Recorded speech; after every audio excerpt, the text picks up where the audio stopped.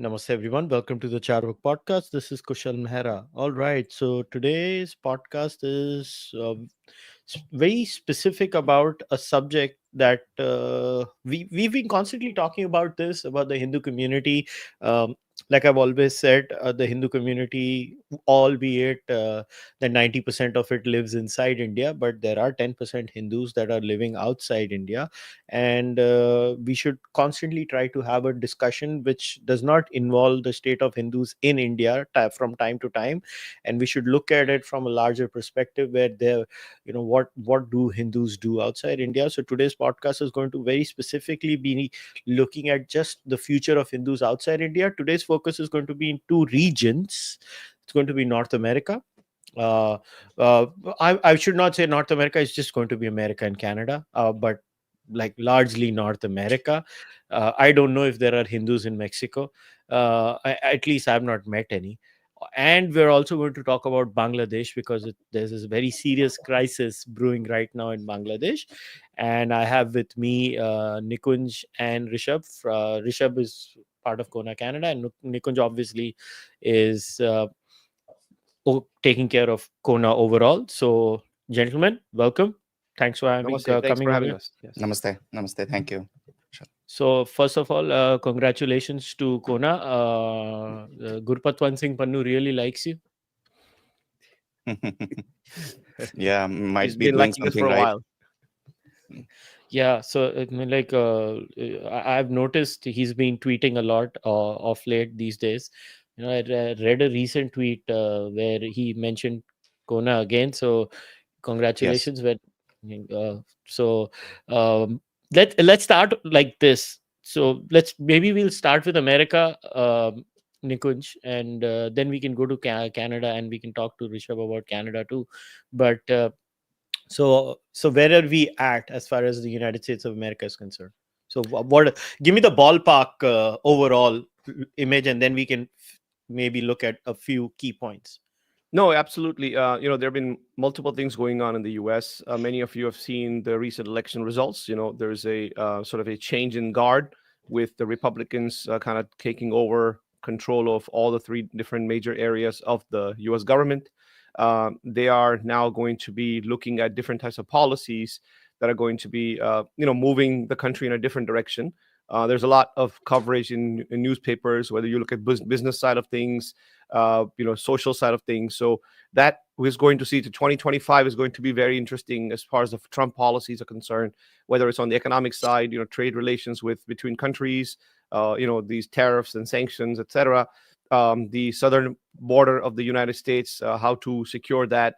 Some of the crises that is going on inside the fentanyl crisis. So all of those things will become very, very topical. It's already been in the news when the elections were going on. So that's the big news happening in the U.S. Right. So that is going to change foreign policy in many ways.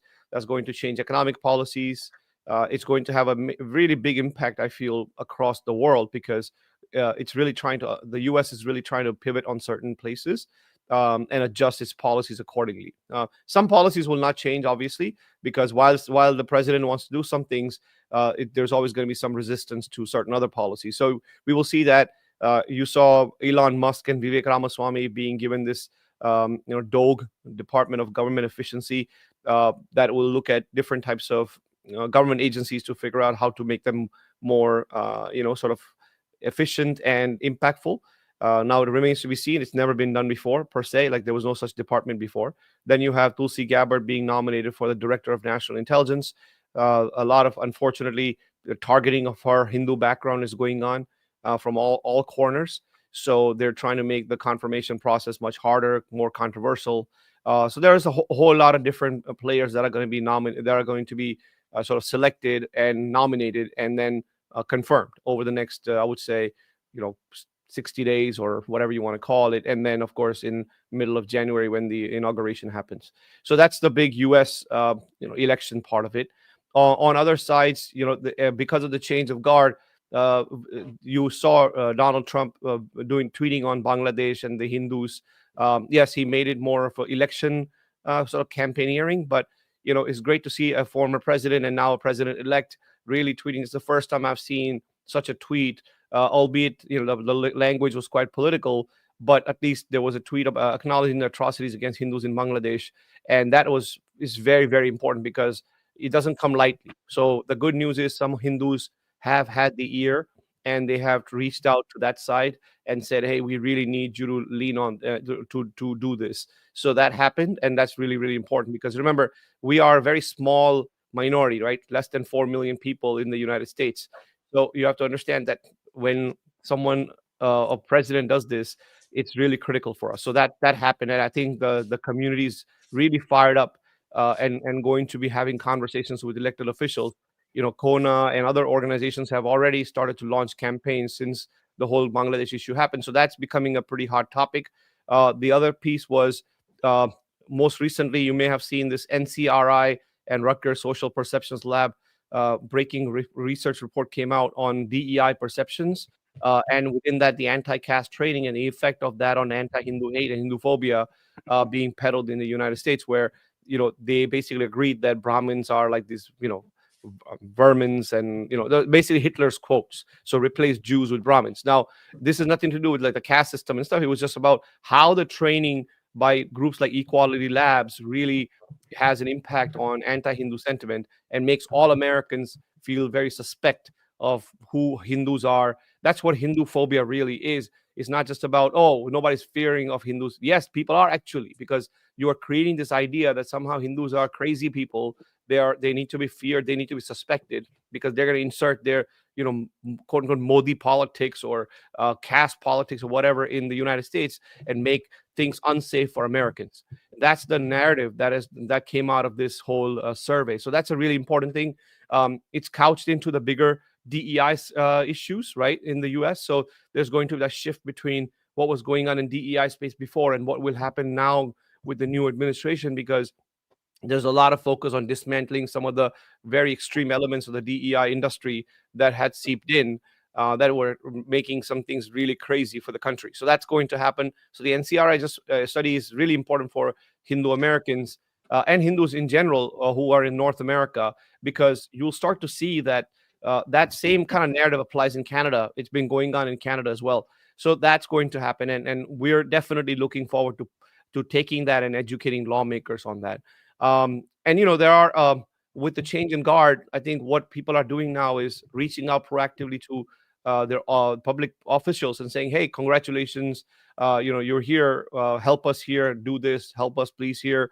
Whatever the different demands are, right? Whether it's on the business side of things or on the human rights side of things, or things going on locally in the U.S. as far as education is concerned. One final point, for example, the state of New York City, for example, issued a resolution that is calling for inclusion of curriculum that doesn't have bias against any religion, and that's really important because it's quite historic. So we're looking forward to working with New York City on this point, because while they may have, Muslims are advocating for the Muslim traditions to be depicted properly, Sikhs are doing the same, Jews are doing the same, etc. Hindus need to do the same, and Buddhists and Jains and whoever else. So we're trying to make sure that happens.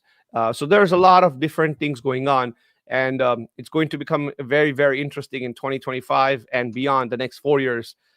See how that plays out. Yeah, what was very interesting was, I think, even Colin Wright, Colin's a Yeah, friend. all right. Yep, correct. Yeah, Colin, he also looked at, he also tweeted this out, which Yeah, he was, did. And Elon Musk yeah, retweeted him.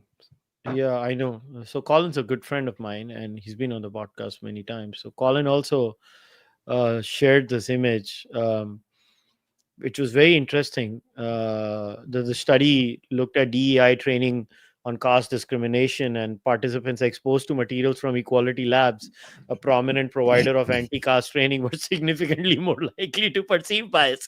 Yes. So basically, काम करने के बगैर बजाय बिगाड़ दिया. So yeah, so this is the key slide. But so as far as the attacks on Tulsi are concerned, I think the primary attack was that FT piece by Edward Luce, right? Or is there anything else that I've missed? No, the attacks mainly focus a couple of things, right? One is her quote unquote cult background, right? They call her member of a cult. And we've all, as for the so many years that we have known her, she has been a proud Hindu. So they're taking advantage of this idea that, oh, she's part of a cult, and going after it. And even people like Peter Frederick was interviewed by Newsweek, which was hilarious.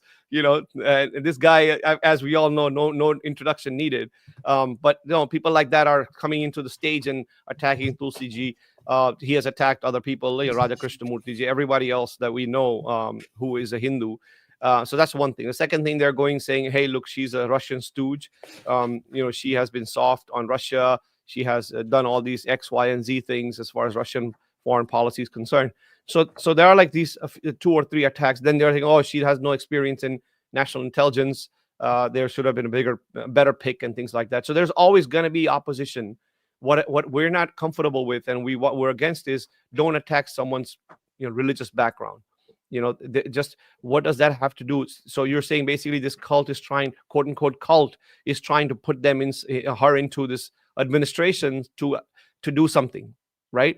But she has been a proud Hindu, and why don't we focus on the positive side of things, and the fact that, forget about her religious background. Why are you even bringing that up? Don't attack her for Hindu background. End of story. So, but there is going to be an attack, a continuous attack, right? So they want to make the Senate confirmation for Tulsi ji much more difficult on multiple fronts. So create this sort of conspiracy theory idea, create her lack of experience, lack of all these different things that they want to go after. That's going to be, so they want to make it much more tougher for her. Yeah, that's standard behavioral patterns. Yeah, this bit was very interesting from the study. Increased agreement with anti-Brahmin statements following DEI content exposure. Wow, Brahmins are parasites. Brahmins are a virus. Brahmins are devil personified. Respondents who saw the treatment essay showed an increase in belief that negative quotes about Brahmin were accurate compared to the control group. Percentages reflect percent differences in mean scores between those who saw the treatment and the control. How nice. I mean, obviously DEI training getting wonderful results, and I don't know what is the aim of this entire process, but I'm glad. It's funny, I don't know if Colin remembers this. I've not spoken to Colin for a few days. I'm gonna talk to him. I had told Colin that one day you will discover this bollocks, and you'll have a lot of fun, and I'm glad Colin has discovered it. I think I told him a year or two ago. I was like, pay attention to the cast bit also. They're doing some interesting things over there. And he was like, I've not paid attention. But I was like, yeah, don't worry, because you guys are obsessed with this. You'll eventually follow it, because I was like, if the Trump administration comes in, there was going to be a probability of a few Hindus entering that. The probabilities of Hindus entering a Kamala Harris administration were lower, like it or not. And I was anticipating some of these attacks happening. But on the overall angle of this entire, in Canada, obviously the Khalistan issue is far more prominent, and what is the word I'm looking at? Far more the centerpiece of anti-Hindu hatred, which is unleashed from the Khalistanis. Now, compared that to America, how does the cookie crumble over there? It's not as crazy, but remember, the really important part was there are 2 bills, right? One was the transnational bill that was introduced by Jasmeet Bains out of California, which a bunch of groups opposed it, and the bill died in sort of the Senate basically, right? So that bill, the chance of that coming back until governor, I don't know. They may bring it back, but I don't think there's going to be any leg beyond. It's not going to go too far, because we already know that people are going to oppose it, and now the opposition is going to be even worse as we go forward. That's one thing. The second thing is that the national bill. So Adam Schiff had introduced a transnational repression bill at the federal level. Again, with the change of guard, I don't think that's going to go anywhere. But there's noise that's going to be made from the Khalistan lobby in the U.S. To continuously bring up this issue again and again and again. And next year, they're going to bring up more of it. So it'll continue on. But I think the change in guard is going to have a major impact on these narratives, right? So some of these anti-Hindu narratives. But remember, let's not be complacent. Okay, people say, "Oh yeah, Trump aa gaya, so sab kuch theek ho jayega." No, it's not like that. Every political party, whether you have Republicans or Democrats, they have different elements in there. So you have the Khalistan lobby even in the Republican Party. You have Khalistan lobby in the Democratic Party. So Hindus need to make sure that we have our presence in both parties. It doesn't matter whether they're in power or not in power. We need to make sure that we have proper presence and we ask properly, not selfies. We need to ask very specifically, I am giving you money. I'm doing this for you. This is where you need to help me with. So whether it's Khalistan, Bangladesh, internal issues, Jobi, anything that we are concerned about, we need to ask properly. So I think I think the community has been a little bit more emboldened because it has seen a few things from an advocacy perspective work. Right, the fact that we were able to push back against this transnational repression bill in California, SB 403 in California, all those things have emboldened the Hindu community to say, hey, you know what? If we come together, things will happen. So we cannot be complacent. We have to work with the new administration, the new establishment to say, hey, these are our demands. These are our concerns. Help us. So that's where we are. You know what? I remember just this year wasn't it in New York when the community faced the problem of the Ram Mandir thingy? What was that? The Ram Can you Mandir share float. that? Yeah. So that's a good one. So Ram Mandir, basically what happened was, after the whole sort of Ram Mandir establishment and the inauguration and everything like that, in this India Day parade, the Federation in Indian Association, FIA of New York, New Jersey, and Connecticut was trying to have a Ram Mandir float because people demanded, saying, "Hey, this was a big event. Let's do that." There was no issues with anything else going on. All of a sudden, the Indian American Muslim Council, Hindus for Human Rights, the usual suspects decided to create this. यार ये Hindus for Human Rights में कोई Hindu भी है क्या? They are. But yes, we'll come to that. So they decided that they want to create this controversy that they called it an anti-Muslim symbol. So Ram Mandir is an anti-Muslim symbol according to them. Okay. So now they created this whole scare in New York City. So the mayor was almost going to cancel the parade if we did not remove the Ram Mandir float. But I think the community stood very strong. Basically said this is not a symbol of hate. This is a symbol of love, and everybody's welcome to join the parade. Nobody has been denied. Muslims are marching in the parade. Sikhs are marching in the parade. Every Christians are marching in the parade. It's an India Day parade that celebrates the religious diversity of India. So what is going on with this mandir is that it's a big thing for the Hindu community, and many other people have supported it too. So then so FIA basically stood their ground. Kudos to them. Very, very hard to do because I was concerned that some people within there will cave in, but the kudos to the president, the chairman of the FIA, and the whole team for standing their ground and telling the New York City administration, saying, no, we're gonna do this. This is our right to do what we need to do. We are going to protect our civil rights. This is not an anti-Muslim symbol. So then we launched a campaign, sort of talking to the mayor's office and all these different places to make sure that this is being supported.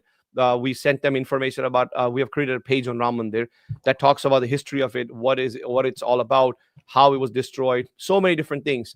So we sent that information over, and I think the collective effort of the community made sure that the parade still happens, and not just parade, but the Ram Mandir is properly displayed, and there's a float there with lots of good people. But this is a very good example of how the community can push back, but also an example. So to be honest, many of the people in FIA and other places told us that it was an eye-opening experience for them because they have never seen such an opposition to something Hindu. So I said, well, welcome to the fight, because that's exactly what's going on. If you look at what happened in New Jersey, where they decided this bulldozer was there, so they made this an anti-Muslim symbol, and then they went after the Indian Business Association here in New Jersey. So we pushed back against that too. There's a township of Teaneck, New Jersey, northern New Jersey. They passed this resolution condemning this and all this nonsense. So then we pushed back. So all of a sudden, New Jersey lawmakers started to put out statements saying, hey, this is anti-Hindu sentiment. This is Hindu phobia. It's not allowed. It should not be acceptable. So when Hindu community decides to raise his voice collectively and puts his foot on the ground, it can have success. Okay, and we have seen that. And so this Ram Mandir is a good example that, we push back saying, what the hell are you talking about? This is, I don't know who's feeding you this garbage. That's what we let them know, that all these groups are anti-Hindu groups with a known history, a known documented history of anti-Hindu activism, not just in the US, globally, right? And some of those people are supporters of terrorists. They are supporters of vehemently anti-Hindu figures who have called Hindus Nazis, who have basically said Hinduism is a chaotic and marauding religion that must be dismantled. There's so many such things. These are the people that are getting platformed by all these elements. So we are calling a spade a spade. Groups like Hindus for Human Rights enjoy zero support in the community. No major Hindu organization worth their salt, or Indian, or whatever you want to say, are supporting Hindus for Human Rights. Nobody is supporting them. They are basically a tool used by the anti-Hindu lobby to do the dirty work. They are put in the front. Oh, we are the Hindu voice, but that's not even true. You go to any major temples, any major Indian Hindu organization, any Hindu organization generally, nobody is supporting them. So between Hindus for Human Rights, Indian American Muslim Council, which by the way have very similar people and always working together since a long time, 2 decades plus, they are together every single time. Equality Lab you see doing one thing, Peter Frederick doing one thing, Hindus for Human Rights doing one thing, IAMC doing one thing, and then of course Audrey Trushke comes in from an academic perspective. So you have this playbook that continues to play out. It's similar in Canada too, but in the US, these are the types of players that are always peddling this nonsense. So Ram Mandir was a perfect example of that.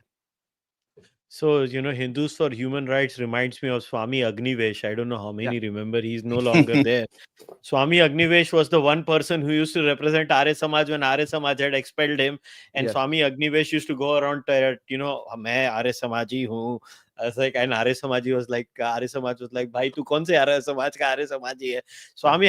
Swami Agnivesh की मुझे याद आ गई when you were talking about this. He's no longer alive. He passed away due to multiple organ failures. I think 4 years ago or something, Swami Agnivesh passed away. But as I was listening to you, I reminded, because my encounter with Swami Agnivesh is from the India Against Corruption days. That time he was trying to piggyback in a big way in that entire movement. And then, every time I used to listen to Swami Agnivesh, that Govinda meme used to come into my head. तू मेरी side है कि उसकी side है? I always used to think, I was like, किसकी side से बोल रहा है? And Swami Agnivesh is that. So Rishabh, now let's come to Canada. So क्या हाल है कनाडा में? सब ठीक है? सब मतलब हिंदू सभा मंदिर एक दिन बोलता है कि I love you, then फिर वो ऐसे, फिर मेरे को लगता है ऐसे 4 लोगों का फोन आता है हिंदू सभा मंदिर को. फिर हिंदू सभा मंदिर के प्रेसिडेंट साहब हमारे बहुत प्यारे. And just for the record, people, if they accuse me that whatever I have claimed happened in that meeting in Hindu Sabha Mandir, well, Rishabh was also there in the meeting, so I have not lied about anything. Whatever I have said on the record, Rishabh was there right beside, across the table from me. So so yeah, they are special people. But ठीक है, I have said enough about Mr. Lama, and मैं नाम लेके बात करता हूँ क्योंकि मुझे कुछ फर्क नहीं पड़ता है. But so how are things in Canada right now?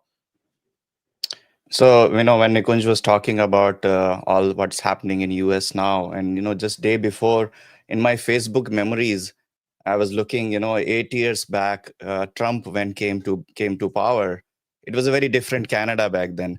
The biggest scandal here in Canada 8 years back was a scandal called Fartgate, where I miss those days, where one of our conservative MPs from Alberta was talking about, how government is not letting natural gas, get its credit in Canada. It has so much potential. And there was a huge debate. Does Alberta have better natural gas, or Ontarians can beat them with their natural gas? So I miss those days. That's all I can say. It used to be those are the kind of stories. There used to be running meme called Meanwhile in Canada. Whenever something crazy happening in US, there used to be, meanwhile in Canada, we are worrying about people falling off because of the ice and too much snow. Isn't that what the Canadian superpower is? That we are boring. Yes, it used to be, but unfortunately, that has taken up us from us, and now we realize, good those boring days were. Um, when Nikunji was talking about, Ram Mandir proclamation, Ram Mandir Yatra being scandalized in here in Canada, like 20 students going from University of Toronto to OCAD University and naming their proclamation Rath Yatra was enough to, get it cancelled. So, and they had to fight. The students had to make the case that, you make the all the pitch about inclusivity of all the languages. Now Rath and Yatra, our Akkad University Hindu Students Council president then made a very interesting case that Rath and Yatra both are used in different Indian languages. So are you trying to exclude all these in Indian languages? And that logic was good enough for them. So see, so it's all about inclusivity in a sense, which is more of pandering to the sentiments for the sake of it, instead of really looking for the inclusivity of the diverse viewpoints. That's where we are, and the reflection of that is you can see what is happening from what happened in Nazi salutes in Ontario, from in Montreal, to the attacks on the Hindu temples in the Brampton and Surrey, and largest drug bust in Canada, so much so that you call it super lab. Like, I was looking at the details of that, how in my own university, we don't have that many reactors that lab had. So in many university, you need, the kind of investment that is done is equivalent to creating a really, really large scale pharmaceutical industry. So, and I was just thinking, just to buy a piece of latex gloves and everything, we have to go through so much of the bureaucratic setup, and and there are companies who are listed who can sell these chemical grade, equipments, but they are so super, and they had a real lab there, not just for producing, but for experimenting. The real talent is out there, and there, yeah, such a big scandal, and what you hear, only one arrest. So unfortunately, that's what's happening. You see one after another, scandals after scandals, the break-ins, our Toronto police asking us to keep our key fobs out if too many car thefts are happening, and our Brampton mayor very kindly doing the Tamil Elam flag flying. So maybe, I don't know, preparing for Khalistani flag next from the Brampton. Who knows? So this is what we are. It's all for everybody to see. It's not really pleasant. It is gone to a really, really nasty place, and people are realizing after this attack, Hindu communities has shaken. It is very traumatizing, especially for second and third generation Hindu children who have never seen something like this. A lot of people with the memories of India, they can still remember some of the riots and some of the really nasty and really traumatizing memories from India. But here, medieval style, in a sort of invasion of temple and start to beat people, and obscene gestures towards Hindu women, and all what has happened is still, people are still reeling from that trauma, and temple after temple is trying to do everything to save their dignity. As you saw just today, Lakshmi Narayan Temple, another temple in Scarborough, is doing another consular event tomorrow on Saturday, and they had to go out to the court to get the injunction to so that their area is not invaded for 100 meters around. So that's what we it is left to. If you want to save yourself, you have to spend money, because court injunctions also cost, and those temples are hardly surviving with their donation money or whatever they can get their thing. So they are left to themselves. Um, as Pandit Yudhishthirji talked about earlier, either you pay to the police or you pay to the justice system to get something done, so that state has left you on your own. This is what's happening in Canada. Yeah, so I'm just reading bits of the order. The judge has stated, quote, on balance of probabilities, the applicant has satisfied the elevated requirements of a motion for an injunction restraining the protesters from encroaching the 100-meter perimeter of the applicant's temple. Document also added, quote, harm does not end with violence. Intimidation of elderly persons attending the temple for administrative counselor service for worship is harm to them and to the community the temple represents. Court concluded that, quote, there is high probability of at least some harm if the court refused to grant the injunction.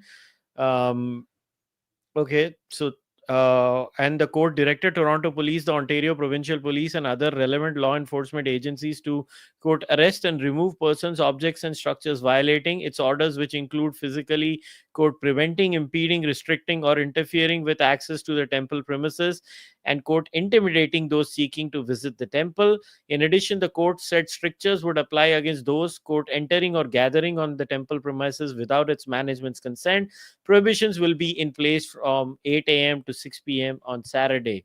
This is good. I think the precedent was basically set when the consent was granted earlier to the Khalsa Diwan Society, Ross Street Gurdwara in Vancouver. Again, this is a point. If you remember when we were there on that day during the Hindu Sabha Mandir, this is exactly what some of us had discussed, that we need to get this done. And I'm glad this has finally been made the norm. But the point remains that this is what, every time you do a counselor event for senior citizens, what the senior citizens are. And imagine, this is to abhi, the government of India does not treat you fully like Musaddi Lal outside India. Before, do you know, Nikunj, by the way, ये life certificate का proof हर महीने देना पड़ता था एक time पे. This is how Acha. Horrible the Oh, Indian wow. Government is. ये तो शुक्र करो अभी साल में एक बार करा दिए ये लोगों ने. ये एक महीने में एक बार करते थे ये मुस्टंडे इंडियन गवर्नमेंट वाले एक जमाने में. इमेजिन इमेजिन ये हाल था हमारी कम्युनिटी का. अभी साल में एक बार करना पड़ता है भाई साहब. सोच, हर महीने के टाइम पे ये लोग क्या नाक में दम करते थे. And there are multiple things to this. Like these events, you just have to go to India and Toronto, the handle of the Council of Toronto. Yeah. These events have been done in 22, 23. This whole Nijjar fiasco was happening then too. There's nothing has changed. They purposely did it because they had complete, and this is my words, not yours. Before somebody says ki this is completely aided and abetted by the political class of Canada. And now, when push came to shove and things really, as they say, the proverbial shit hit the roof in Canada, because see, they were so used to Hindus not getting out on the road and protesting. And then suddenly, when they saw 5,000 Hindus, they just lost it, man. They just lost it. We see the day the incident at Hindu Sabha Mandir happened, right? I was one of the first who ended up coming there. I was probably the first guy in all of us who came there. I was there by 4:45. I started talking to people. I have never seen more palpable anger in the community. And you know what everybody was saying? It's very interesting what everybody told me when I met them that day. They're like, we don't go anywhere. We don't do this. Why did they enter our temple and beat us up with sticks? We just came here to worship. We did not even come for the counselor camp. We came to worship, and you're doing this to us. So it's very interesting. And yeah, on the drug lab, I mean, that was insane. Look at the amount of things that were found. 54 kgs of fentanyl, 390 kgs of methamphetamine, 35 kgs of cocaine, 15 kgs of MDMA, 6 kgs of cannabis. Kind of disappointed, only 6 kgs. Look at 89 there was a firearms. one. So in the firearms are very interesting. Couple of firearms, Kushal, were enough to actually hold an infantry of the army. Yeah, I know. It's insane. They were tank busters. And you know what the best part about all of this is? Like, I won't be surprised if this guy is caught and released immediately in Canada, because that's how things are now in Canada. It's just an absurd, weird country. I mean, I don't even believe that the country can be taken seriously anymore. Their foreign policy is all over the place, and the prime minister, it's insane. The prime minister, and his statement, like the funniest bit was that the statement from the deputy clerk of the Privy Council and National Security and Intelligence Advisor, like that statement needs to be shared in totality. The entire Hindu community and the Indian community of Canada was shamed, heckled, bullied. How do I know? I was there a few weeks ago, like a couple of weeks to 3 weeks ago. I was there, and I could see it firsthand what the community was going through. And now just suddenly, waqt badal gaye, jazbaat badal gaye, takdeerein badal gayi. I mean, what the hell? They just say, "Oh no, the government of Canada has not stated, nor is it aware of evidence linking Prime Minister Modi, Minister Jaishankar, or NSA Doval to the serious criminal activity within Canada. Any suggestion to the contrary is both speculative and inaccurate." Like, what is this country? Like, this is a part of G7. This country. How does one sit and negotiate? And this is all changed since Orange Man has become the president elect now. It's a fact. Orange Man comes, all these things change. And then Orange Man says, now I'm going to tariff the crap out of you. And they're like, "Hai, hun ki kariye." The Canadians are, the entire Canadian discourse has changed. And it's deeply disturbing that, a country that I personally deeply care about. Like I have always said, I care deeply about both America and Canada. And and then we have that insane bit where I also wanted to lay something to rest. A lot of fake information is gathering around that cop. I just wanted to share that information also, because look, so this is the suspended Peel Police Sergeant Harinder Sohi returned to work administrative duties only pending ongoing investigation. So the India Today article is kind of incorrect. This is what the Yes. Peel Police Media Relations Officer told Donald Best. Donald's doing great work, by the way. Peel Regional Police has referred the matter pertaining to Sergeant Harinder Sohi to the Law Enforcement Complaints Agency for an investigation as mandated by the Community Safety and Policing Act. Sergeant Sohi has returned to work and is on administrative duties pending the outcome of the LECA investigation. Uh, the article actually goes to another Sergeant Sohi, who was suspended after being seen off duty at a protest at Brampton Hindu Temple carrying a Khalistan flag where the Sikh mob attacked Hindus at a temple.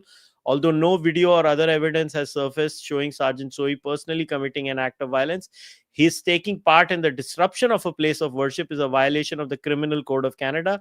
His actions also call into question his ability to continue to serve as an unbiased police officer in the community. So I just wanted to lay these facts on the table because it's very important to understand what the hell is going on in America and Canada.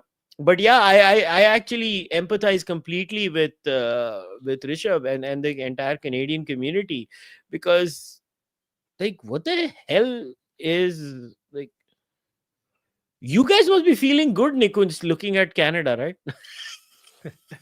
you know no, but it's, I think, see, to be very honest, I think sometimes you need a slap on your face for people to wake up, and I feel this was a slap on the face of the community.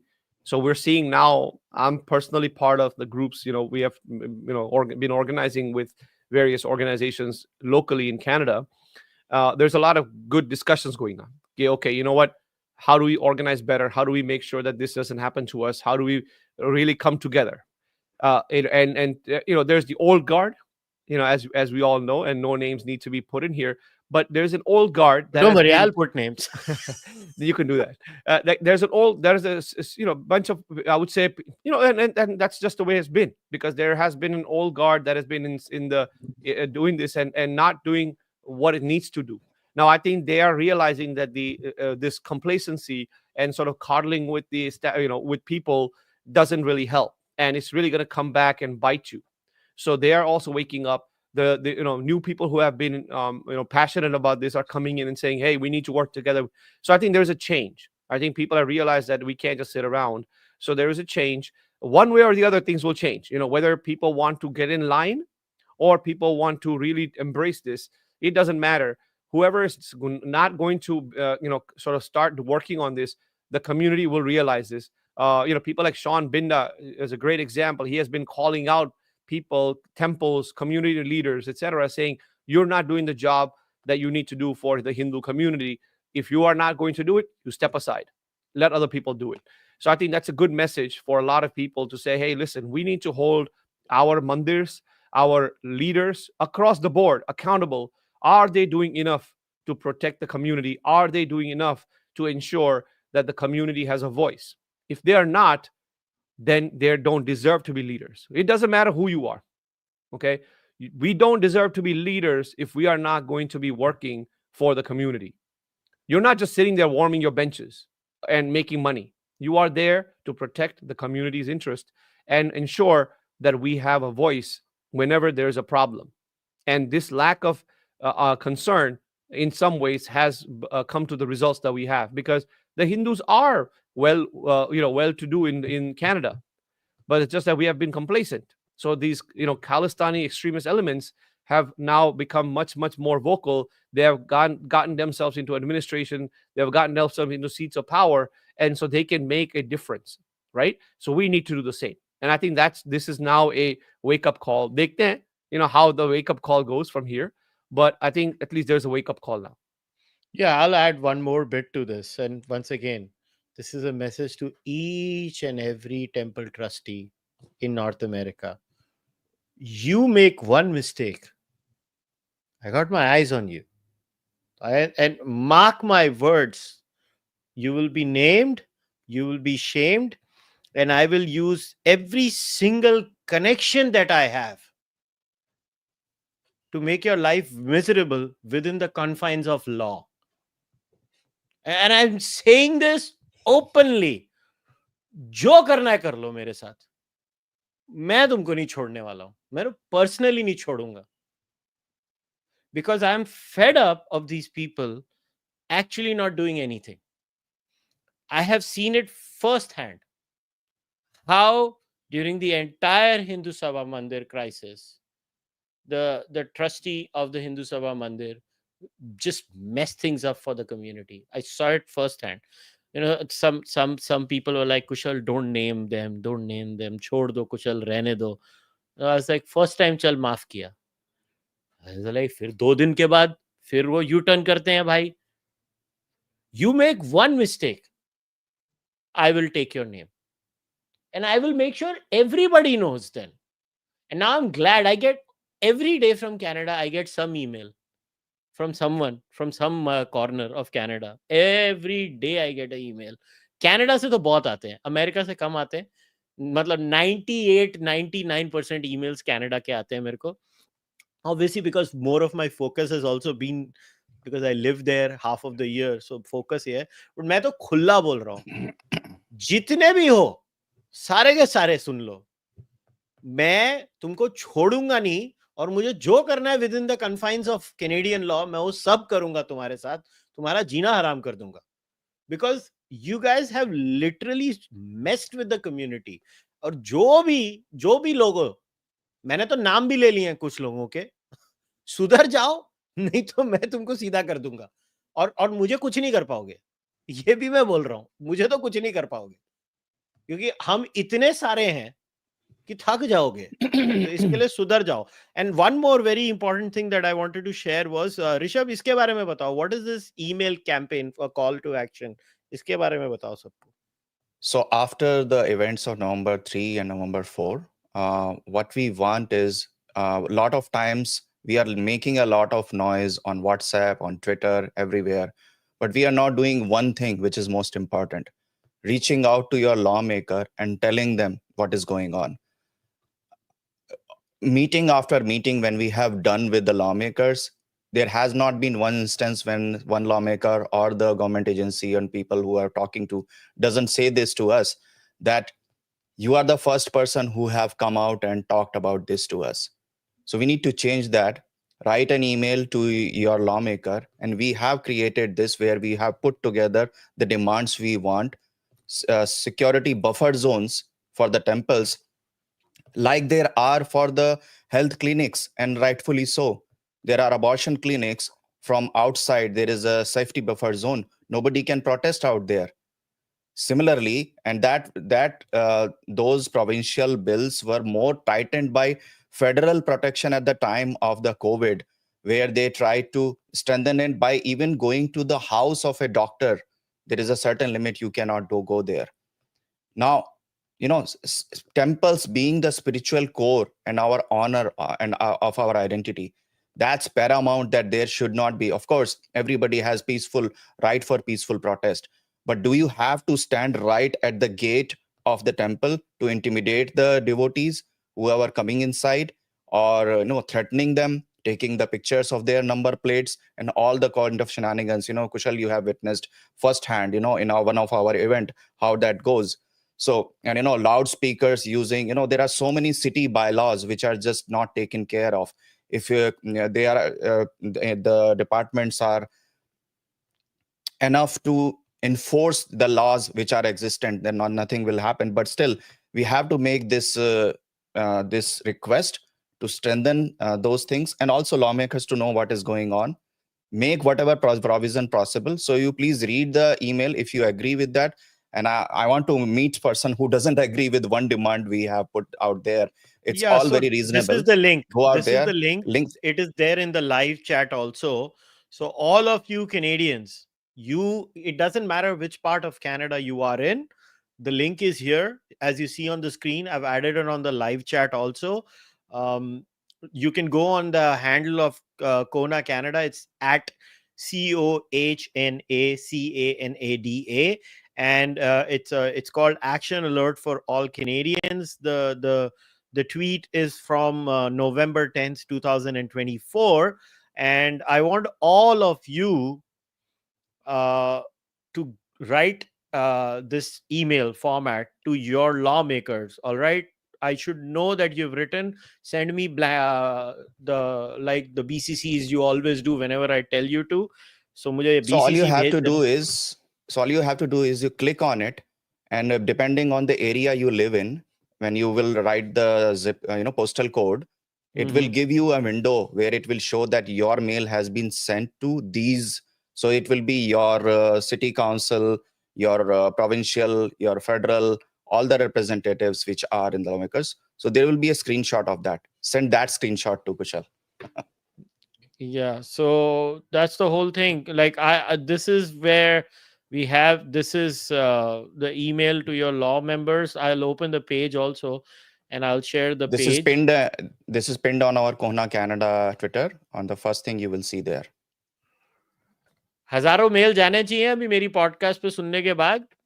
Simple सी बात है, भेजो ये लोगों को, और जाने ही चाहिए. This is the mail. I have opened the page for all of you.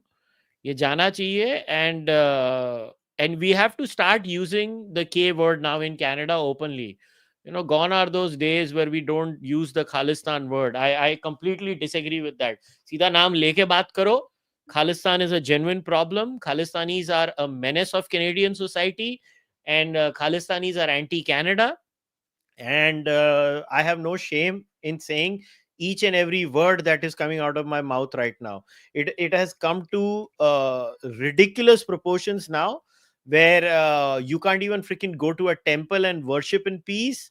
You can't do anything in peace, and forget all the other things. But because of the deeds of a few people, I don't want the average Canadian community members to suffer.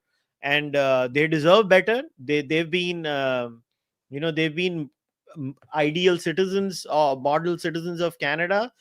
And I mean, the way that last bill had carved out that rasta, shame on Patrick Brown, seriously. क्या Yeah. तो वो आदमी है. मतलब मेरे को इतना गुस्सा आ रहा था उस आदमी के ऊपर. I know how I controlled my anger with Patrick Brown. That ninja technique to actually avoid scrutiny from people was brilliant. Like, literally, it was a law for the Khalistanis, man. I have to share that again. I don't know, Nikunj, तुमने ये पढ़ा था कि Yeah, नहीं? dekha, yeah, Look, yeah. look at the highlighted section. Yeah. Like, what the hell, man? What the hell? This is like he's creating loopholes for the Khalistanis, and this guy has blocked me. मेरे को लगता है Patrick brown के office staff ने बड़ा पहले ही बोल दिया था, ये कुशल मेहरा बहुत कमीना इंसान है, इसको सबसे पहले ब्लॉक कर देते हैं. मुझे 1 साल के ऊपर से ब्लॉक करके बैठा है साला ट्विटर पे पैट्रिक ब्राउन, क्योंकि मैं इसको बहुत पहले से इसके पीछे पड़ा था, इसको उंगल करता था. So it's also interesting that the not only the mayor is the face of the things, and mayor needs to respond to this. That is it because Gurpratap Singh Toor is the councillor in the Brampton Council, and he has been WSO's Ontario chief earlier, and have been ये ऋषभ, ये तूर वो आदमी है जो CBC को धमकी दे रहा था, ये वही है? Yes. So he has done. ये तो मेरा फेवरेट आदमी है, ये तो मेरा फेवरेट आदमी है. आई लाइक ये तो बहुत ही अच्छा है. उसके वहां पे कुछ तो इलीगल काम हो रहा था और उसने सीबीसी को धमकी दे दी थी. सो कॉमिकल. क्या क्या लोग हैं यार कनाडा में. I just love this country. So this is the one I am talking about. I think if this is the guy, I'm not sure. I want to confirm with you. That's why let me open this up. A Brampton City Councillor. This was a very interesting video that I saw. Is this the same gentleman? This guy. Is this the same guy? Yes. Let me play this video. It's hilarious. With questions outside City Hall chambers, he denied owning the property and threatened us with legal consequences. You're going to get a legal letter from authority. I don't own this property. Anyone coming after my family, coming after them. I'll give them right now. So if that's the question you want to ask, good luck. He denied owning the home despite public property and mortgage records that prove otherwise. A day after seemingly being less than truthful about the situation, he admitted owning the home for a short period of time. Again, though, property records show he's still on title. This guy. Hashtag calm the heere. That's what I say these days. That's all I say. Calm the heere. And it's so, the intimidation by many various tactics, by physical intimidation and, legal consequences and all that is so common. You've seen, how they went after Terry Milewski, one after another, from SFJ to WSO, both have done this lawsuit.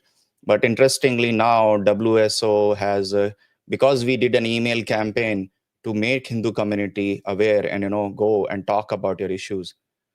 What did WSO decide? WSO decided to write a letter about us. If you go to WSO's web page, there will be mention of CoHNA Canada. Unfortunately, I can't, or fortunately, I can't open them up from India because they are banned in India. So I can't open that page up in India. I can't open Six for Justice, WSO, Baz News, and all those people. So nobody in India can actually access them. And getting them platformed on our national telecast, national broadcast as activists, some of those people, that is also a very interesting angle. The people who have been convicted for the conspiracy to blow the airplanes are now activists in Canada. So lines are so blurred. Not just activists, advisors to the Honorable Prime Ministers of Canada. He's an advisor to the Honorable Prime Minister of Canada. So yeah, it's a very interesting time in Canada, and honestly, my way of looking at this entire issue is enough is enough. We as a community need to take these things head on. We don't need to sit back. We've done nothing wrong. We're good, law-abiding citizens who love Canada, who care for this country, and we don't need to apologize for anything. Like people like these who come outside and say things like this. By the way, the dhol was very impressive. I have to admit once again, the dhol was very impressive. I was impressed by the beats as a drummer, but when they say things like this,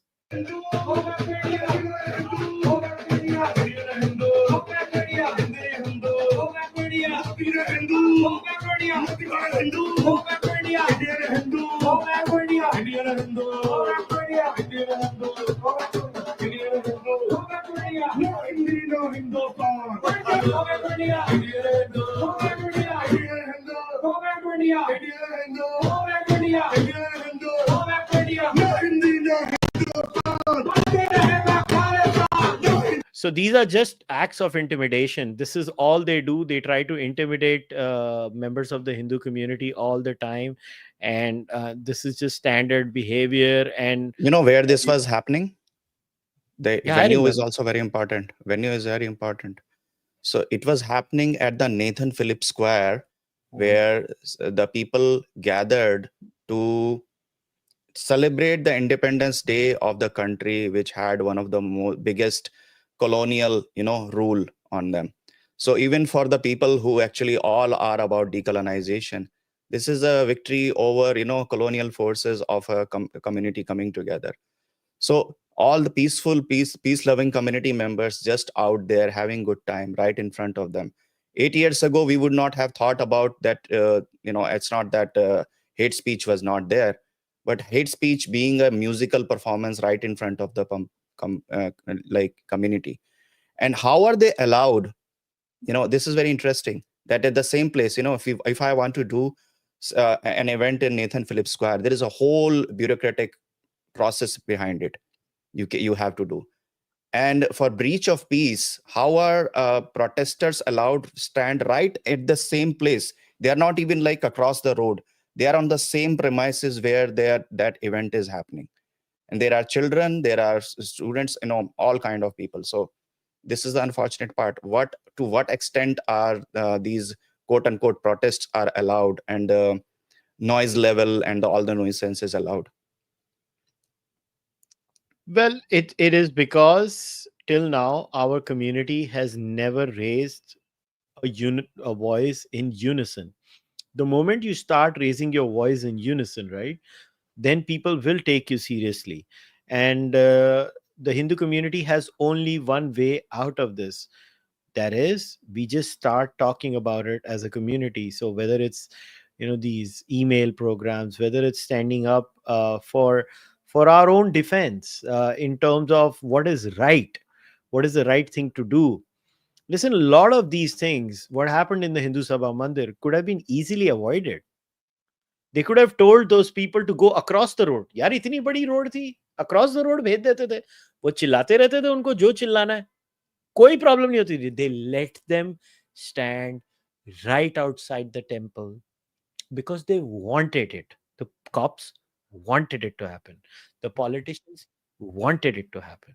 Then when the counter protesters came, the job of the cops was to create a perimeter between the two groups. They did not do that. That's dereliction of duty. They let them come close together.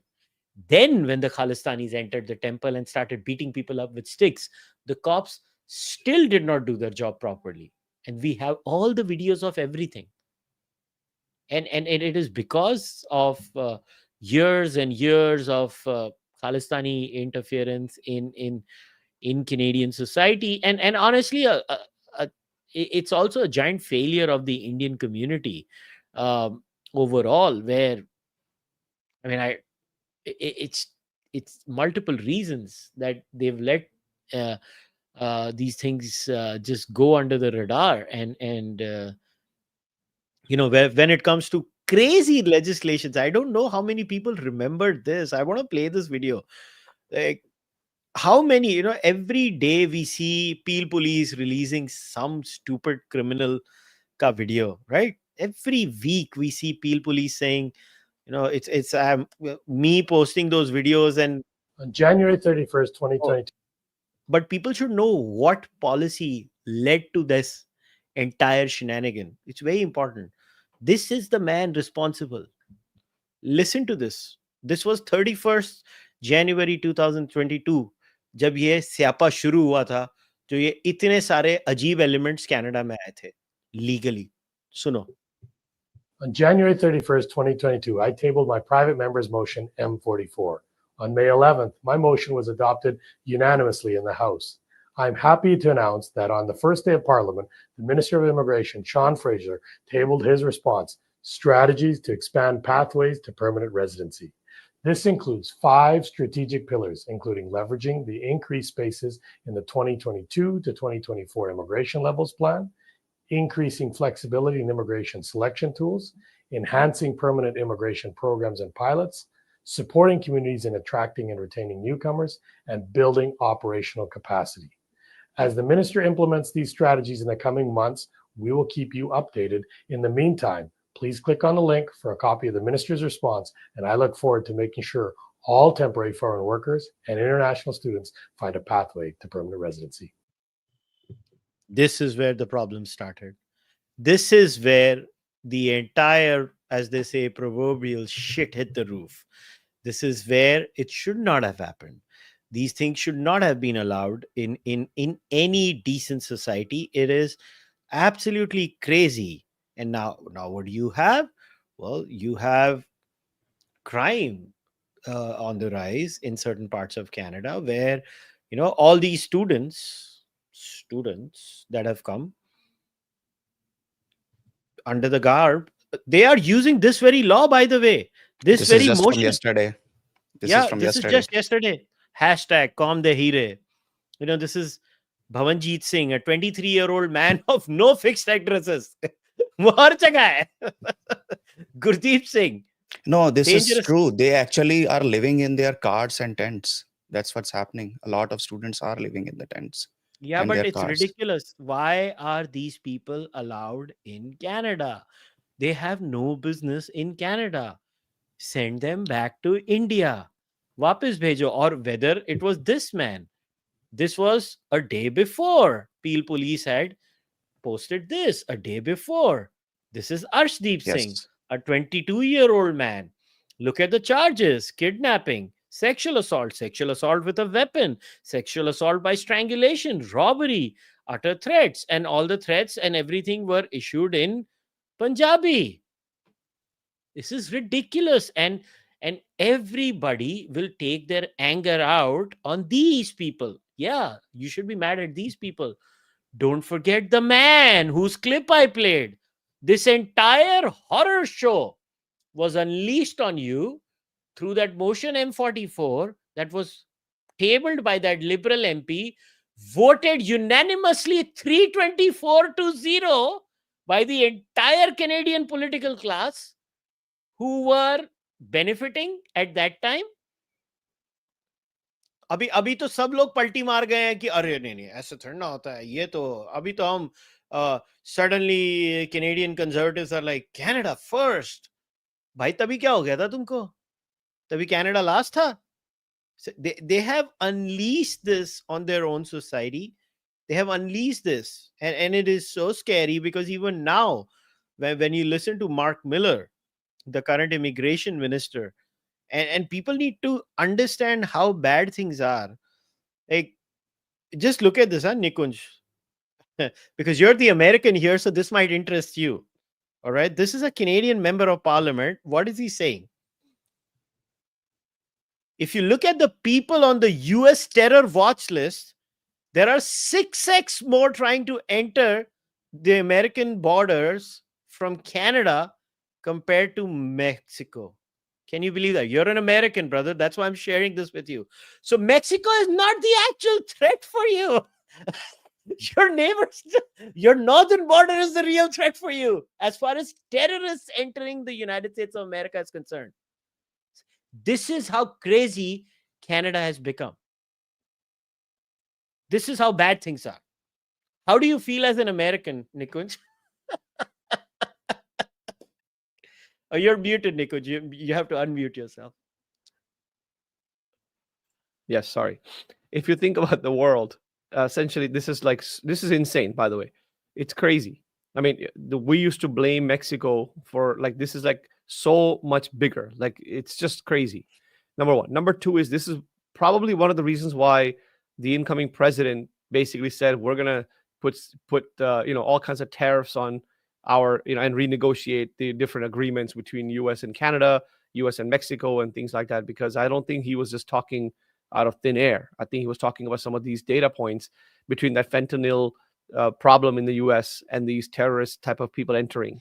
It's really, really crazy. So we have to protect ourselves, and I think that's the American people are fed up of this stuff, and that's why they have taken an action to change the guard. But this is just shocking, just insane. Like there's a stereotype in America about like Mexicans, right? They're oh, the Mexicans are like this way, they're drug dealers, they're, all these like negative stereotypes. But now it's like the whole thing has changed. Go up north now for other issues. So it's so amazing how the change of scenery has happened. And then it's insane. And तुझे याद होगा मैंने तुझे last year या उसके पहले बोला था कि सारे इलीगल इमिग्रेंट्स जो रियल डेंजरस वाले होते हैं अमेरिका में कनाडा से आते हैं.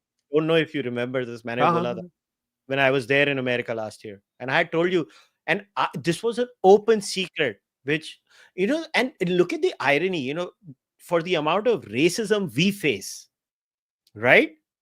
The ones at the forefront against this mass migration, opposing it, we are the ones opposing it. Yeah.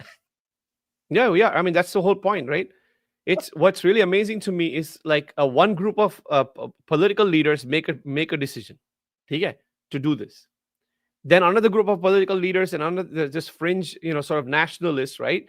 They come and blame us for it. So on one side, these people are making a decision that is going to have an impact on us. On the other side, people are blaming us for it. And this is what anti-Hindu sentiment, anti-immigrant sentiment, Exactly. all of this nonsense goes on, and we become the target. So the white nationalists basically saying, look, throw all these, brown people out. Hey, buddy, we have been opposing this stuff because we are law-abiding citizens who want to make all the countries that we live in a better place for everyone, not just for us, but for everyone. So in America, in Canada, we have done the same thing. So why don't you stop making these damn policies? And that's one of the reasons why in the US, the Latino population was one of the biggest voters in this particular election. And a major shift of Latino voters happened from the Democratic Party to the Republican Party because they wanted to set an example that, hey, listen, we are American citizens. We are living here legally. We want to make sure that people understand the difference between us and these crazy people. Wall Street Journal came up with this statistics. 9 million illegal people have immigrated to the United States over the last decade or something. That's just documented. If you undocumented, I would say probably double, of that. So that's insane. In 10 years, you have this crazy movement, and unfortunately, under different types of I would say mishandling, this has not been addressed. And I think it's coming to a point where people really want to address it because they're feeling it. The one side that is, yes, we need workers, we need people who can do, things in the restaurants, things in the farms, etc. But that doesn't mean you just let every Tom, Dick, and Harry come in from everywhere and don't screen it and all that stuff. So that whole lack of oversight has really created a problem in the US, and you can see that happening in Canada too.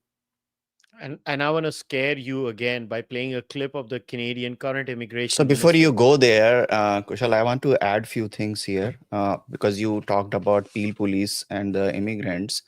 It's also very important to address that other side, like what's happening with these immigrants, how much racist attacks international students are going through right now. And it's not their fault that they are being blamed for these poor policy decisions. At the COVID time, they made the floodgates open and allowed 40 hours per week work for the students. So first of all, how was that allowed, that a student will be studying and working 40 hours? And I know students who have done that. They are studying hard and working for 40 hours. But because what happened is that, all the service sector jobs, because you can say competitiveness or, industry trying to look at the students who are expandable and, affordable and very hardworking. So they just replaced all the service sector jobs very quickly. And that unleashed barrage of hate against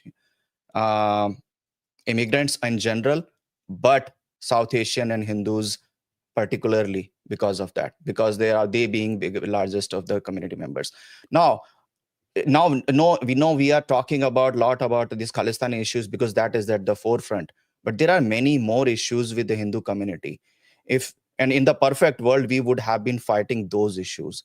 Like, for example, Toronto District School Board bringing these anti-caste motion, profiling Hindu kids. On top of that, if any country with any community and especially if there was from Western countries representatives were in any of the global South country, and these many deaths of Hindu students happened, it would be an international, UN reports would be out there, Human Rights Watch would write reports after report.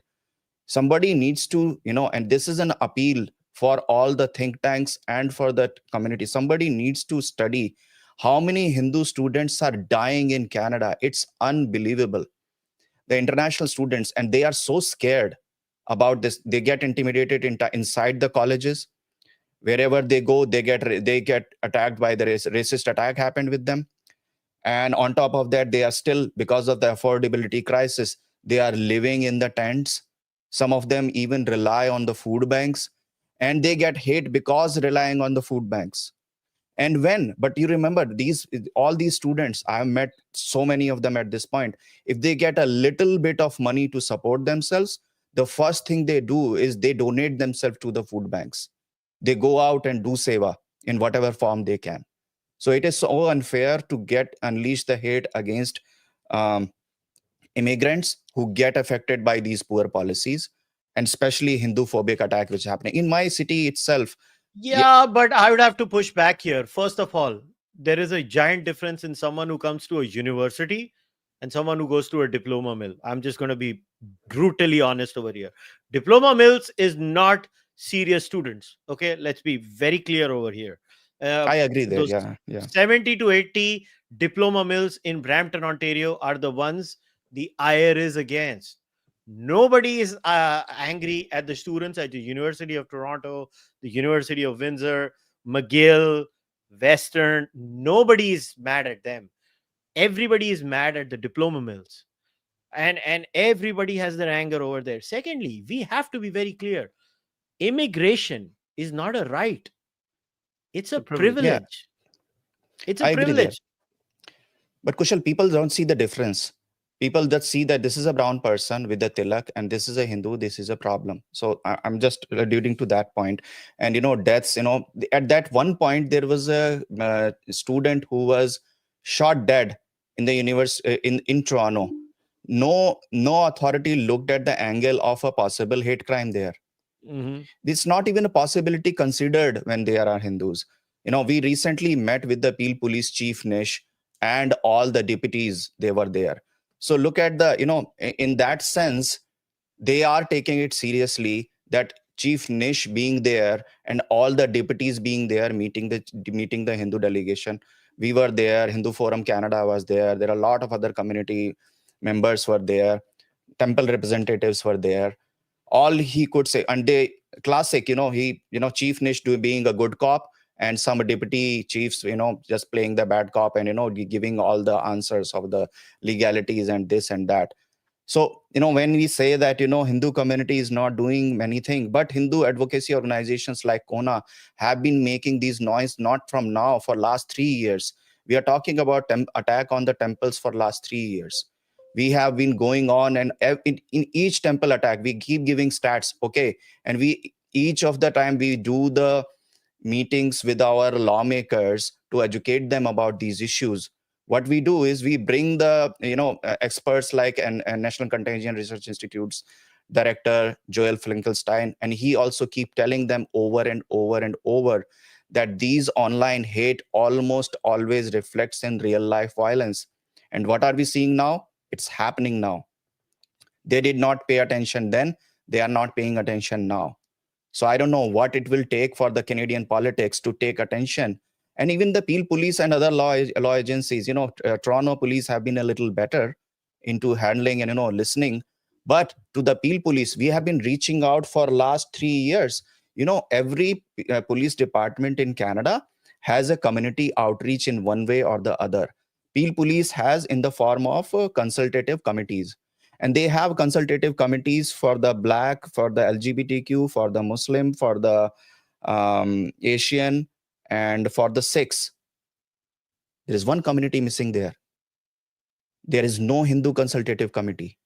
And now when we go and demand that, their answer was, oh, these consultative committees are too prescriptive, so we are deciding to, dilute them and have a more broader approach be done with the DEI. But that is still on their website if they are diluted that. So Peel Police and Toronto Police and other different police, Surrey Police, needs to answer that why there are not Hindu consultative committees there. When advocacy organizations like CoHNA and other advocacy organizations have been reaching out email after email, but now they realize at least we got a meeting now. So after this, but thankfully nobody put a picture out there, and we did not just say victory because we just got an opportunity to meet them. Let's see if the ball starts rolling from here. It's not that we are not doing our job. It's from the Canadian political class, we have not got any answer. Maybe because they realize that Hindu communities' electoral participation is embarrassingly low, and we are working on increasing that also, collaborating with another organization called Canadian Hindu Vote. Our purpose is to increase electoral participation of Hindus. Somehow, please take us seriously. And everybody has a right. In a perfect world, we don't have to ask for our human rights. It should be granted. We don't have to lobby so much to have like courtesy to live peacefully. So yeah, I understand that. See, these are two separate issues, but I think on immigration, there is no sympathy from my end. I'm very clear. You come to a country, the country reserves the right to change the laws. You came in, you finish your education. If you get a pathway to permanent residency following the law, you get it. If you don't get it, you don't you don't sit in tents outside. I mean, I'm sorry, you don't have my sympathy. I don't care who gets hurt in the process, whose sentiments are hurt because of this. I'm sorry. This was never the right thing to do, because at the end of the day, uh, immigration is not your human right. It's a privilege. You have to earn that. I mean, I don't know how those diploma mills propped up. Is it the fault of the people who paid those thousands of dollars who came there? No, I'm not saying it's their fault. But at the end of the day, just like any and every Ponzi scheme has a tail end, and the folks at the tail end of the Ponzi scheme, they're the ones who suffer. So these kids are going to suffer. But like the immigration minister, he clearly has these plans. For international students, we've introduced annual caps, required verification letters of acceptance, and tightened the access to postgraduate work permits. These measures are already showing results, with international student numbers down by volume by 43% in 2023, and high demand areas like Vancouver and Toronto beginning to see reductions in rental prices. This is important. Our new plan prioritizes people with Canadian experience. We're aiming for over 40% of new permanent residents to come from temporary residents, already contributing, already integrating to Canada. This in Canada focus aligns with labor market needs while easing pressures facing Canadians. For international students, we've... So who do you think? He's clearly stating that people who are already here are going to be given preference. It's going to be a disaster again. Is it the fault of the students? No, I'm not saying it's the fault of the students. How do you think the Khalistanis are going to creep in again? They're going to use this to creep in again. So if the Hindu community had any sense, it would oppose these things tooth and nail. It should oppose these things tooth and nail, because this is...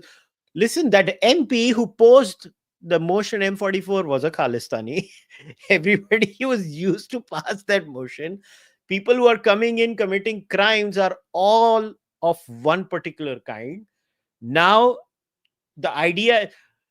refugee claims in Canada have skyrocketed from 16,000 to 200,000. You think ridiculous. there are... Yeah, it's ridiculous. You think there are so many refugees in Canada? सारे दुनिया का बोझ क्या Canada ने उठाने का ठेका लेके रखा हुआ है? किसको बेवकूफ बना रहे हो यार? हमको भी समझ पड़ता है. So these are the things. If our community is gonna miss the bus on immigration, they're gonna suffer. Again, our community will suffer if we don't take the right stand on immigration. They will suffer and they will face the ire, because गेहूं के साथ गुण भी पिसता है. इसके लिए, if the community had any sense, they would be at the forefront opposing this entire mass immigration thing. Because if they don't, they're going to be blamed for the thing they had no role to play in. That this motion was a Khalistani motion.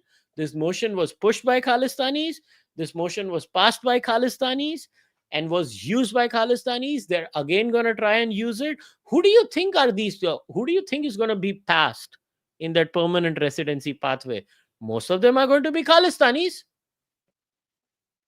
Who do you think is going to get those benefits?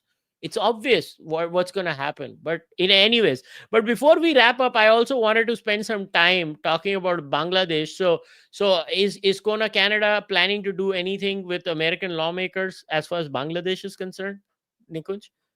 I mean, CoHNA is, yeah, we have been.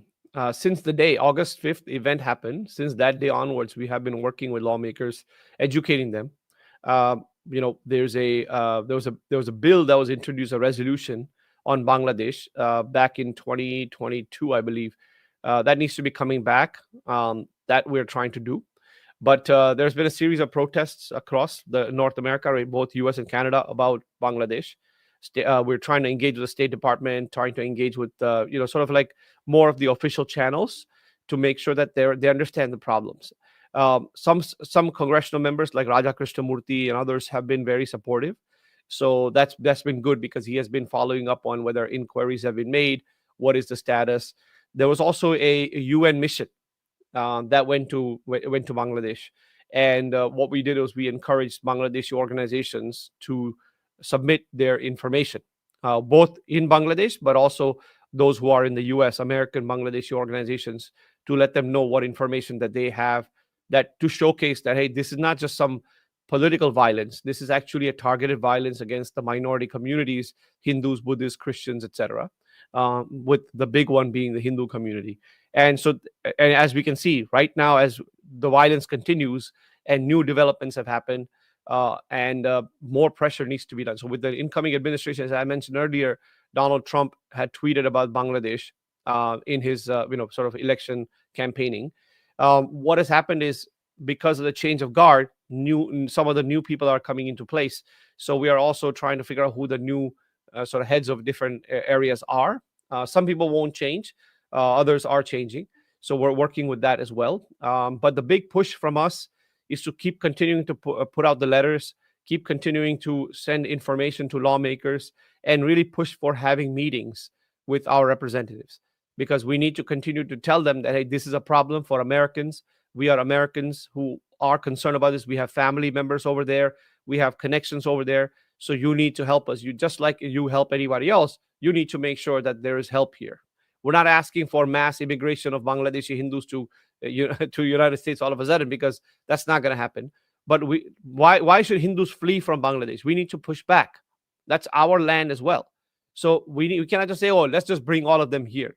That's not the solution. We have to make sure that powerful countries like the United States, like the UK, even Canada, many places have Hindus raising their voices, going to the elected officials and saying, we need you to take action. So that is the big focus in the US at all levels. So whether resolutions and maybe a protection bill, but more importantly, the interventions by the State Departments and others, because they have the diplomatic relationships to make sure. If there's what do you call, a senator or a congressman who can make noise, we are talking to them as well. Some already have made noises. They'll put out tweets, etc. But tweets and all those things are good, fine. But we need to have some kind of a hearing in the Congress to showcase what's happening, how this is being impacted, and creating some kind of a task force that goes and actually sits down with the government in Bangladesh and says, hey, this is not acceptable. So that's what we are focusing on. Yeah, the heartening news is that the monk who was arrested, I think moves have been made by the Indian government in coordination, I think, with the incoming American government. And I think the court orders are being reversed and those things are happening. But yeah, unfortunately, it's going to be a tough ride for the Bangladeshi Hindus for the next few months. For the next few weeks, especially until January 20th, and Orange Man comes in power. And then I don't know what Orange Man is going to do. He's definitely going to take a different line from Joe Biden. That's for sure. And I think India has to play the pivotal role in the subcontinent. India has a giant responsibility towards the Bangladeshi Hindu community. India cannot run away from that. And I know as of now, as we speak, I know the Ministry of External Affairs is actually doing a press conference right now as we are speaking right now. And I can't listen to that press conference, but I don't know what is being said over there. But the Ministry of External Affairs is going to is making a formal statement on that thing. And let's see what happens to ISKCON has not, you know, um, kind of distanced itself from Chinmay Krishnadas. They have clarified that. I know there were a lot of rumors floating around on social media that they have, distanced themselves. They have clarified they have not. 9 months ago, I think, due to some internal differences, Chinmay Krishnadas had left ISKCON to start his own journey, but that had nothing to do. They are standing up for him, and it's going to be a really tough time for the Hindu community and other minorities in Bangladesh, unfortunately. And as of now, whether you are in India or in America or Canada, I think what we have to do is, and the actions are the same. You talk to your lawmakers wherever you are. You talk to your lawmakers and you ask them questions like, I'm definitely going to write to the Prime Minister's office and the Home Minister's office over here, and I'm going to use my platform to uh, to do whatever I can for the Bangladeshi Hindu community in it to the best of my ability. Uh, I know the Prime Minister's office is doing a lot of things, many which I cannot mention officially over here, and it's a very very sensitive and complex situation, beyond the outrage machine of social media where everybody seems to be a warrior. But let's see what happens. But all right, before we wrap it up, Nikunj, is there anything else you think we could not cover and you would like to cover? No, I think the you mentioned it well. The appeal for all the lawmakers, especially on Bangladesh. I think the if we don't stand up and if we don't do anything, who's going to do it? Right? No one else is coming to save us. We have to save ourselves. So I Yeah. think everyone needs to push. No matter what you are, if you're a child, you can talk about it. If you are an adult, you can talk about it. It doesn't matter. Whichever party you are in, whichever, whether you're left leaning, right leaning, center, independent, whatever you want to call yourself, it doesn't matter. All eyes on Bangladeshi Hindus. Hindus in Bangladesh need our collective help. So I urge everyone who's, whether you're from Bharat, whether you're from UK, you from United States, Canada, it doesn't matter, Australia, we all need to be in unison, because an attack on one Hindu is an attack on all Hindus, regardless of any kind of social backgrounds, religious sort of like paths. It doesn't matter. Hindu is a Hindu is a Hindu at the end of the day. So all of us need to focus on that and make sure that we are going after it with all we got. So in Khalistan, in Canada, we have Khalistani issue going on. Slip of a tongue, yeah, but in Canada we have a Khalistan issue going on, but that needs to be targeted too, and make sure that we protect our community. But these kind of gross human rights violations against our brothers and sisters in Bangladesh are completely unacceptable, and we need to do everything in our power to make sure we address that. Yeah, I sincerely hope. I'm like I said, I'm gonna do whatever in my capacity, whatever little connections I have to help as many as I can. It's very important that we do that right now.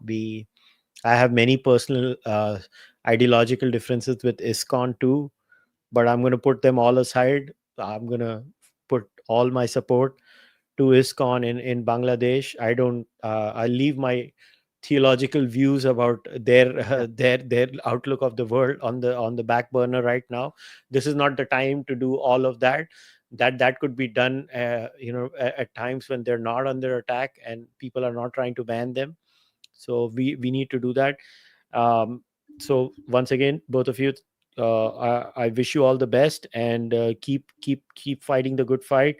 And to everybody in North America, I'll be back mid-May, until and unless Jastinder doesn't let me enter Canada, but I don't think so that's going to happen. But yeah, I'll be back there in the summers. I don't like Canadian winters anyway. So yeah, it's too cold. It's too cold. It's too cold. It is. It is. It's too cold. Crazy But cold.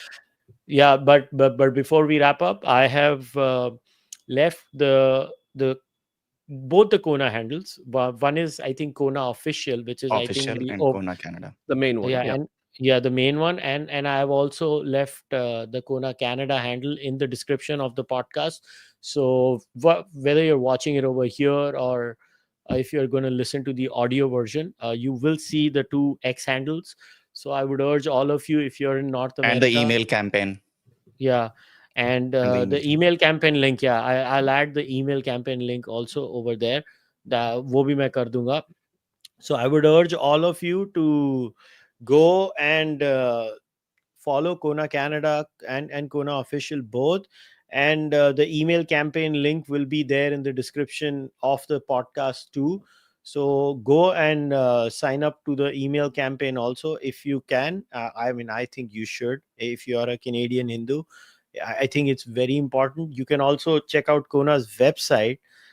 I think if you go on their handle on X, you can Yeah.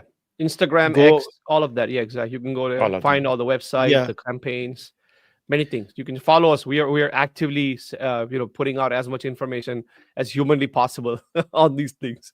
There's too many Yeah. issues. So sometimes people Yes. say, "ये क्यों नहीं किया, वो क्यों नहीं किया, भाई यार कितना करेंगे हम लोग?"